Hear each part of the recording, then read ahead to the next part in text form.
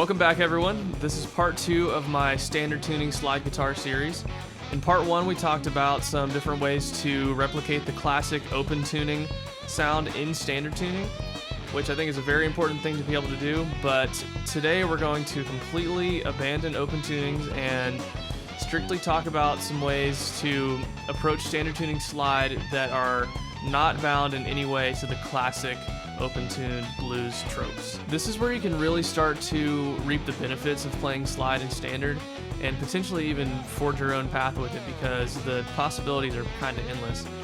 And just like the previous video, I'm gonna assume that all of you guys already have the very basics of slide guitar down, so if you don't, then I would recommend clicking out of this video and then going and watching my Slide Guitar 101 Basics and Where to Start video first, and then come back to this one. So let's look at some ways we can get started.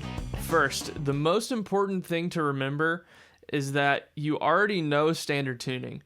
When in doubt, you can always fall back on the fretboard knowledge that you already have, however much or little that may be. Now, that might sound obvious, but sometimes it's actually easier said than done.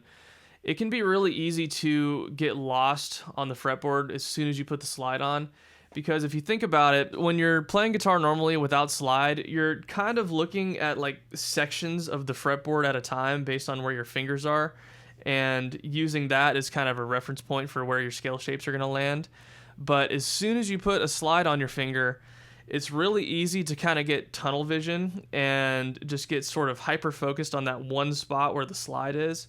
And it can get really easy to just lose where you are on the fretboard. I know this because that still happens to me sometimes, and the best way that I've found to help prevent that while you're in the middle of a solo or whatever is to practice your scales and arpeggios exactly how you normally would, using the same shapes in the same positions.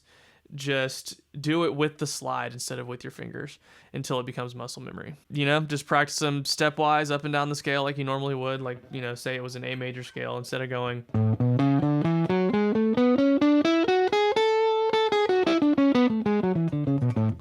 You would go.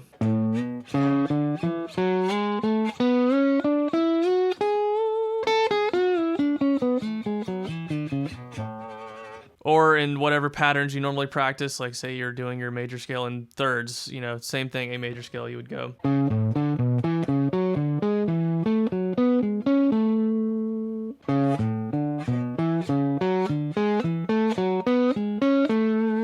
For arpeggios, just play them in your normal root position, ascending and descending, you know, like.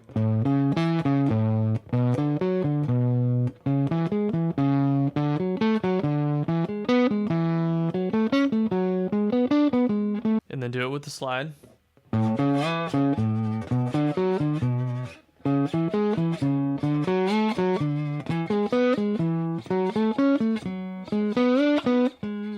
And just however else you might practice your arpeggios and scales. I know I just blew through that really fast, but I'm not going to break it down any further for you guys, because there are a million videos and resources out there for learning how to practice scales and arpeggios and how to create a practice routine and so on. And my point isn't to show you how to do all those things with the slide step by step. My point is, take the knowledge you already have in the practice routine or whatever it is that you already do, and just do it on the slide as well. It'll really help you be able to visualize your fretboard roadmaps and strengthen your frame of reference while you're playing slide, because even though it's the same tuning, your perspective of the fretboard can change instantly as soon as you put that thing on your finger. All right, so this next approach is extremely important if you ask me. Learning your scales, and to a lesser extent arpeggios, horizontally up and down the neck as opposed to vertically sort of across multiple strings. Basically, instead of doing this, we're doing this. This is probably one of the most difficult things to get the hang of with slide guitar, because it's such a different way of looking at the fretboard, and it is such a foreign way of, you know, moving your hand across the neck. But playing in this way is what really gets closest to sort of the core of what slide guitar is all about, which in my opinion is to play in a way where you're seamlessly gliding between notes in a way that emulates the human voice. So how do you relearn your scales horizontally up and down the neck on individual strings? Well, you can always, just figure out what each note of a scale is and then just translate it one note at a time up and down the neck. But really the key to this is to start looking at your scales in terms of half steps and whole steps. Each scale has its own pattern of half steps and whole steps that stays the same no matter what key you play them in. And I'm going to show a chart of a few of them right now. Feel free to pause the video right now to screenshot this or write these down. So this includes the major scale and all its modes, as well as the minor and major pentatonic scales. If you don't already know the modes, then I'd suggest learning them the normal way first, but once you memorize these patterns of half steps and whole steps for these scales, it'll really open up so many possibilities for you. So how do we decipher these patterns and start using them?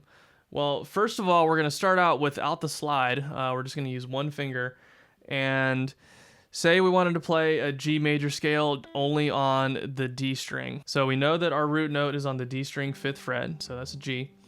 And starting from there, the pattern of the major scale is going to be whole, whole, half, whole, whole, whole, half. So starting from the root note, we're going to play it, and then go one whole step, then another whole step, then a half step, then a whole step, whole step, whole step, half step. So that's your whole, whole, half, whole, whole, whole, half pattern. So whole, whole, half, whole, whole, whole, half. And then going back down the scale, it's the same pattern, just in reverse. So half, whole, whole, whole, half, whole, whole. And then once you're comfortable with that, you can try it with the slide, just at whatever speed you need to in order for the notes to come out cleanly. So just go.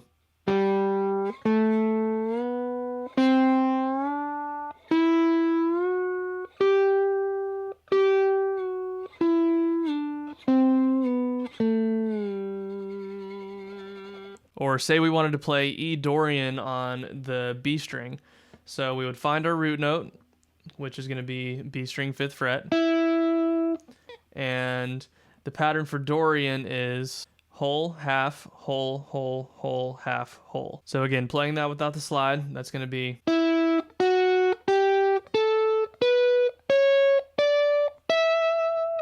So one more time.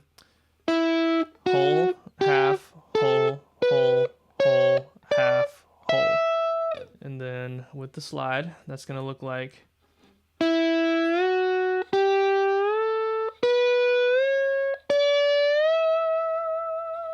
So just keep practicing that up and down the scale with and without the slide until you become comfortable with visualizing that pattern up and down the neck on each string. And once you learn one and get comfortable with it, don't just stop there at playing it up and down. Try and just make up some melodies. So it doesn't matter if it, really sounds like anything, or it just, if it sounds kind of random. Just try and, jump across some intervals. Play, just try and make some melodies, basically. So like, say we're going back to that E Dorian there, just keep it real simple, just like.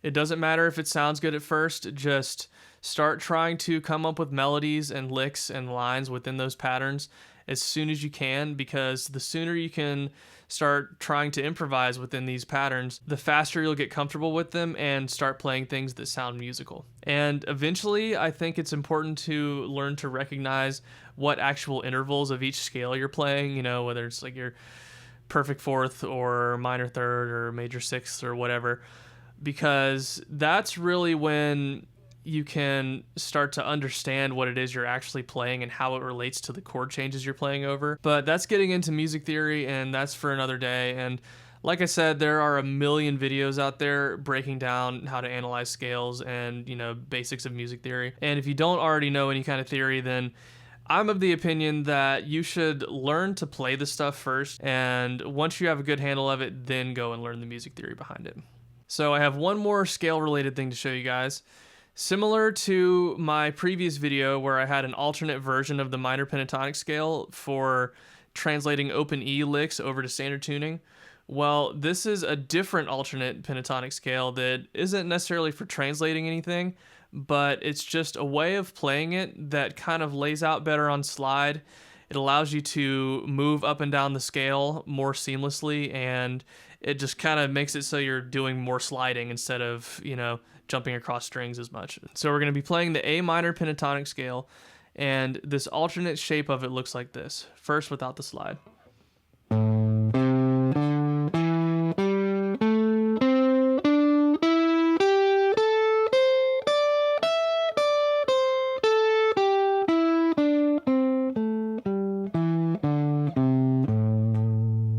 So basically the main difference with this is, it's spread out further across the neck than your typical shape.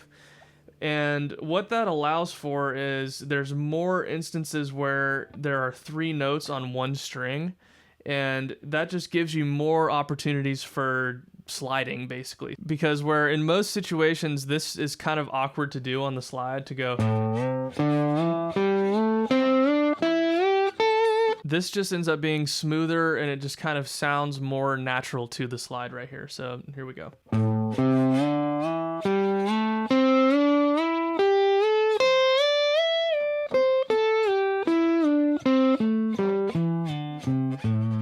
And even with just that one scale shape, you can really get by in, I would say, most blues and rock situations where you would normally just be using a minor pentatonic scale anyway. And it'll just give you more freedom to move around in that scale in a more seamless and natural sounding way with the slide. So the last thing I will show you guys is chords. When it comes to standard tuning, you pretty much only have a couple options when it comes to your typical major and minor chords. So your main major triad that you're going to be able to play is on the D, G, and B strings. So just kind of like the sort of middle part of your normal G shape chord. I feel like that's pretty self-explanatory, just using your right hand fingers, just mute the strings that you don't want to ring out.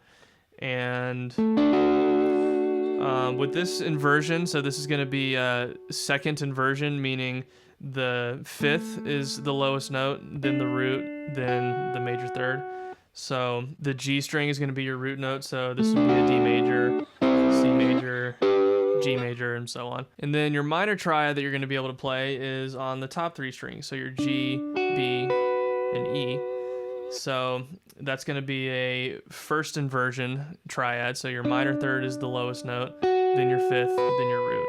So same thing, just mute the strings you don't want to ring out, and your highest note is going to be your root, so that's kind of how you can kind of get your bearings there. And for the lower strings, you're going to get a stacked 4th voicing, so whether you do it on the A, D, and G, or the E, A, and D, it's going to give you stacked 4ths, which, can be useful if you ever need to play a sus4 chord. But I don't find myself using that in a lot of contexts unless I am, trying to play a jazzy sounding stacked 4th type thing, like. So, listening recommendations. You guys should check out singers, just in general. Especially gospel singers and blues singers, I would say, will give you a lot of stuff that you can learn on the slide, just like literally try and learn their vocal melodies. 2 legendary gospel singers you should check out are Mahalia Jackson, of course. How I Got Over is a great one by her, and so many others. And Clara Ward, Out on a Hill is one of my favorites by her. The vocal melody to that works amazing on slide, and it's so nasty. It's something like...